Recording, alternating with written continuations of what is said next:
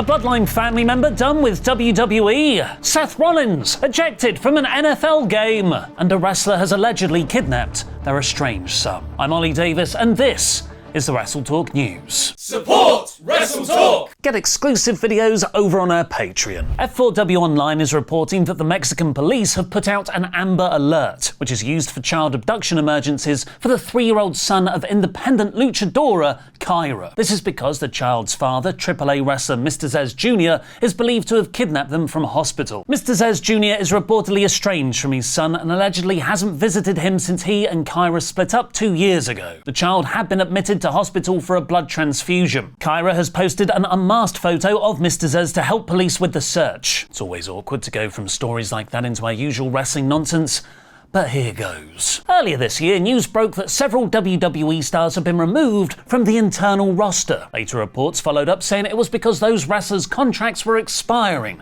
and the two sides weren't going to sign new deals. This turned out to be true, as a month later, MVP and Bobby Lashley officially left WWE when their contracts expired. But they're currently free agents, and it's heavily speculated they'll reform their Hurt Business faction with the release last year, Shelton Benjamin. But there was another name that disappeared from the internal roster back in June that we never got any update on. Tamina!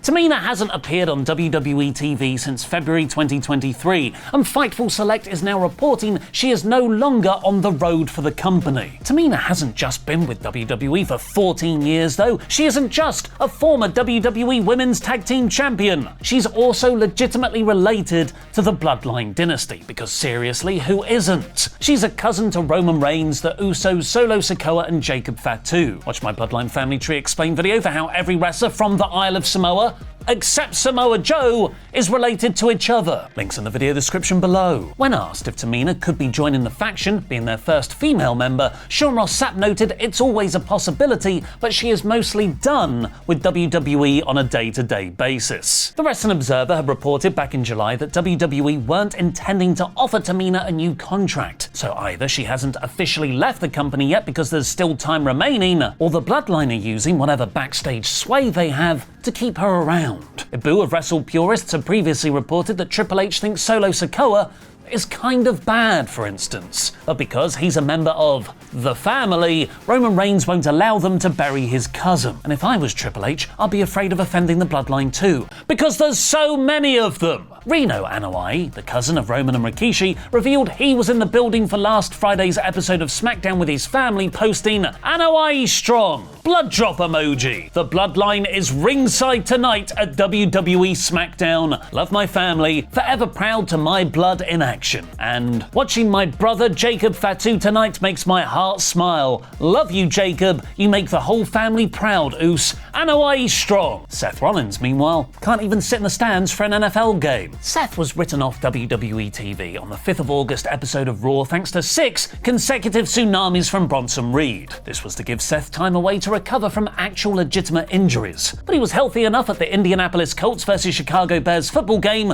to take a bump. Sitting in the stands, former Dallas Cowboys wide receiver Ty Hilton, I definitely know what I'm talking about here, suddenly threw Rollins over the stands onto the pitch. Don't worry, they were practically on the ground floor. This wasn't any kind of Darby Allin style bump. Seth was then escorted out of the arena by security as Hit the Road Jack played on the loudspeakers.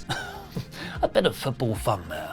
Football! But that's not the only wrestling football news from the weekend. Because if you think Bron Breakker is fast, Jesus baby Christ! His cousin and son of Scott Steiner, Brock Reckensteiner, scored an 85-yard touchdown with the football, helping his Jacksonville State Gamecocks beat Southern Miss 44-7. The team coach then posted a photo of Brock posing in his dad's chainmail headdress with a World Heavyweight Championship replica around his waist. A member of the Steiner family, who is really fast and currently plays college-level football. Oh, you know a lot of Performance Center scouts just went from 6 to midnight. His cousin Bron was also doing a football over the weekend, where he was in attendance for the Colorado Buffaloes vs Baylor Bears game, where he ran into another player turned wrestler who hits a spear.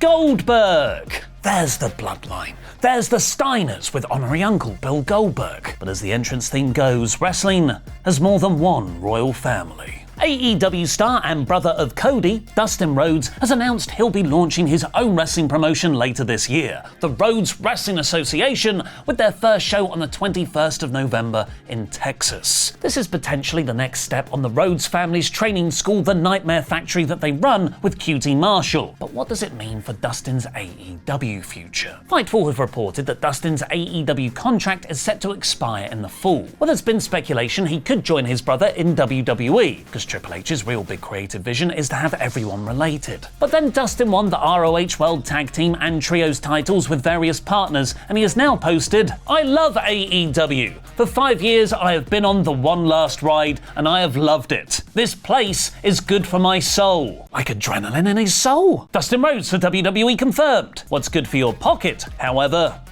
is merch sales. While Roman and Cody are set to team with each other against their new blood enemies, their real battle will likely be, how will they coexist? With Reigns now back and circling Cody's WWE Championship, they have frequently bickered over who the promotion's top star is. According to cold hard financial data, it's currently Cody Rhodes, as Fightful is reporting that Fanatics, the company that runs WWE merchandise, has confirmed Cody is in their top 5 overall sales. That's not just for wrestlers, that's the top 5 sales for any athlete or personality, which is evidence for a genuine mainstream breakout star. Reportedly, Fanatics have previously projected that Cody would hit the top 10, so this is a major overachievement. No other wrestler is in the top 5. Segments like Cody and Roman's cinematic showdown at Georgia Tech from Friday's SmackDown will just make them cooler. And now it's been revealed who the team was behind the shoot. PW Insider writes that Senior Director of Content and Development Jeremy Borash was on hand to produce the segment. Borash first learned his trade in TNA, where he was reportedly a big part of how the Broken Universe segments were filmed. And he's been part of Triple H's production team since late 2010's NXT. The site adds that Borash has become the person Triple H trusts the most to make on-location segments like this. Director of Character Development Rob Fee was also on location. Fee previously worked at Disney Television and Marvel Comics and came into WWE in 2022 after collaborating with Bray Wyatt on the White Rabbit marketing campaign, and was one of Triple H's first hires. And despite being currently off TV after being powerbombed through the announcers table back in June, Paul Heyman was also intricately involved with producing the segment, which had him personally direct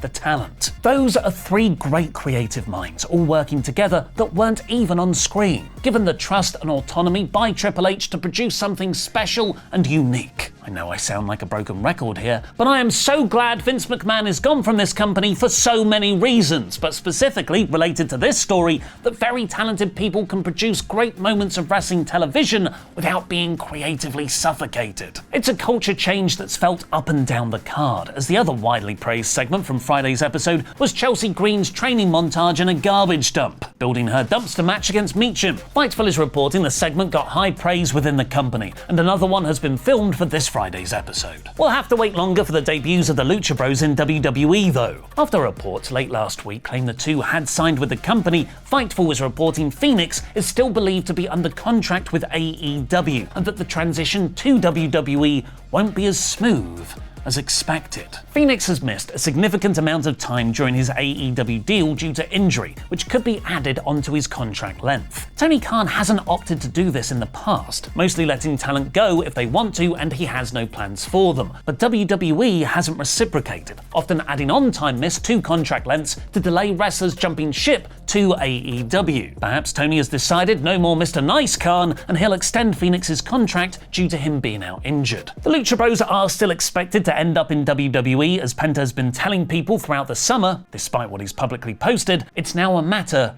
of when. It's much easier if you already have the talent under contract, like Sheamus, whose new WWE deal is reportedly 5 years long, and Mick Foley, who has signed a new Legends deal with the company. This could have been potentially more pressing for WWE, as Foley had informal talks with MJF about doing one final match in AEW. But the biggest signing of all is the youngest men alive, the Outrunners, are officially all elite.